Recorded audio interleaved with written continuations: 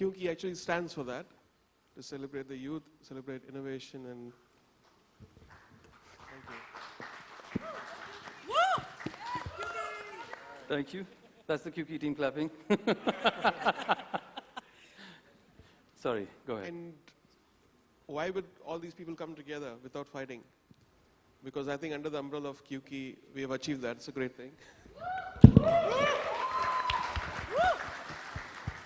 And the world needs this now. To share ideas, to share happiness, and to exchange spiritual energy between musicians, between the young and the old. We're going to learn from the younger people, and they're going to probably take some advice from us. But we're going to create music. I think there's no gatekeepers, which is fantastic, because there's one place where nobody's controlling anybody. So nobody can blame this person trying to suppress me, and all that is gone. If you have talent, you come up. Absolutely. And if people like you, of course, the mean comments are always there in YouTube. Just have to ignore all those. And one of my friends gave me a clip of somebody playing the Airtel tune near a temple. I put that and he got some thousands of views. And that's the power of, YouTube in a way. And I want to thank YouTube for doing that. All right. Thank you. Thank you so much. Thank you, sir. At this point, we'd open up media questions. Hi, good afternoon. My question is for Mr. A.R. Rahman. Yeah, Rahman. So you've done everything. You've done everything from Hollywood, Bollywood. Is there any unfulfilled dream or venture which you still need to accomplish in the years to come? That's an overrated statement, I would say. Done everything is not quite, because I think musicians can do much more. In these days, in troubled times today, I think one song can change people's lives, create an understanding, provoke a great thought. Many beautiful things can happen. I feel like people on stage should take that as a challenge. We're not only about love songs. So do songs which are beautiful, which could, create a thought or change a course of prejudice or stigma, and unify people in a way. Make them understand that there's a larger thing about humanity. And that's what is missing. I feel like a vision to create a song. There's no imagine now. In India, I think Indian artists should do that. I think that is the whole power of independent music. Nobody's stopping you from that. But do it in a way where people are going to love it. I feel that I'm always keep challenging myself, like, can I do a song like that? After Mahurats, Salam, none of the songs was as effective as that. And so all my work, I feel I don't even value it, because that is a song which I'm looking for. Not that I should compose it, maybe somebody on stage, they can do that. And that is life-changing.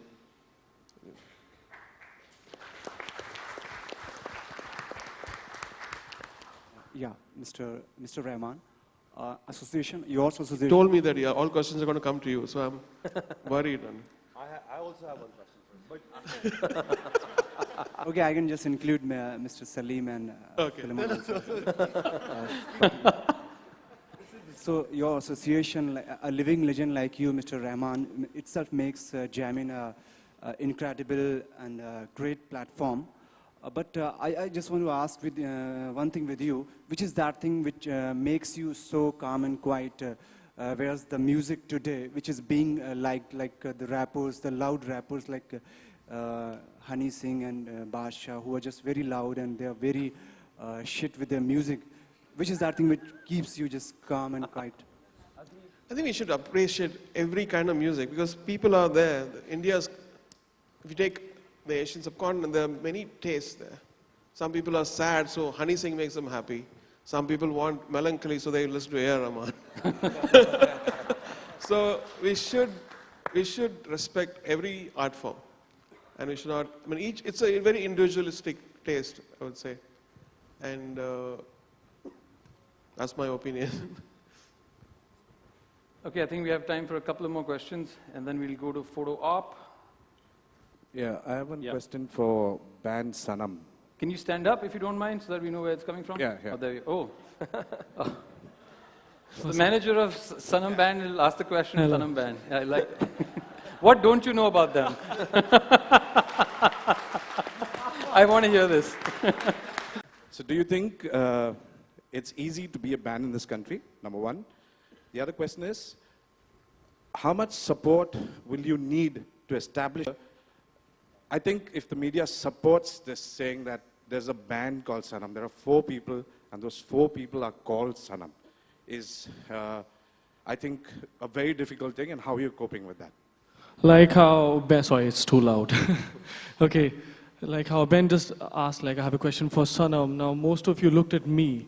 Now, this is not about Sanam Puri, it's not about me. It's about Samar Puri, it's about Venki S, it's about Kishal Dhanraj. The 4 of us, we are one as Sanam. We are a band called Sanam. And it's obviously not been easy, since the band scene is not really, I mean, it has a small market right now. But it's slowly growing, I mean, and with the help of YouTube, it's become kind of easy for us.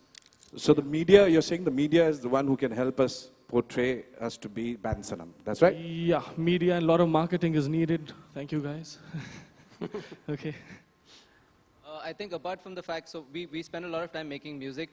So like Ben quietly stood up and brought up this thought.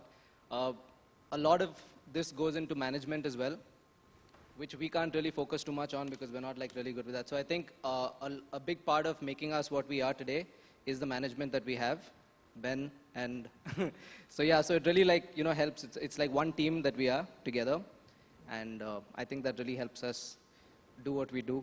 So yeah.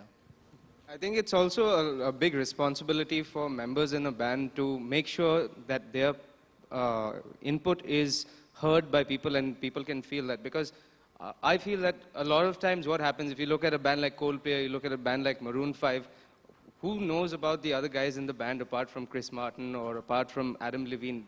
The problem is that the music has become so non-band instrument related that it's hard for people to identify those individual characters. Like if you look at RHCP or if you look at Guns N' Roses, these guys were so, each of their parts that they played in the songs was the key essence of that song.